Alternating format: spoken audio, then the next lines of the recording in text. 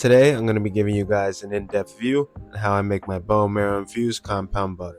Let's get into it. So the first thing to do, you want to get a good sized bowl, fill it with some salt water, and put in your bone marrow bones for about 30 minutes to an hour. And this is going to help get all the impurities off of the bones before we cook them. Now this next step is optional depending on if you like garlic or not, but if you do, I recommend roasting some garlic in the oven on 400 for about 30 minutes. And after some time in the salt water, it was time to clear off those bones and get them all dry. Then I threw the bone marrow in the oven for about 25 minutes on 400. And if you notice, this time I didn't oil the bones before I put them in the oven because there's so much fat running out of the bone marrow that you don't even need oil. And once those bones are done in the oven, you want to scoop all that bone marrow out into a separate bowl. Then it's time to assemble our butter.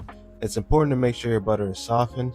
And I like to use grass-fed butter, but any type of butter is good for this. And I took about a pound of that grass-fed softened butter, added it to my food processor. Then I added some rosemary as well as some thyme, followed by some kosher salt and black pepper. And lastly, I added that bone marrow and that roasted garlic to the mix. Then I blended everything together until it got a nice smooth consistency. Now at this point, if you don't want to mold your butter into a certain shape or whip it, you can end the video here because at this point the butter is pretty much done. But if you want to take a slight step above and beyond, you want to scoop all that butter out into a separate bowl. Then you want to get an even bigger bowl filled with ice cold water as well as some ice cubes and place that bowl under the bowl with the butter so we can start the whipping process. And basically you want to keep whipping this butter until it becomes nice and hard. Pause, bro. I never heard nothing that crazy. Then you want to get a good amount of plastic wrap and start putting all that whipped butter in the middle. Then you want to grab the ends of each side of the plastic wrap and twist them. And once that butter is tucked nice in the plastic,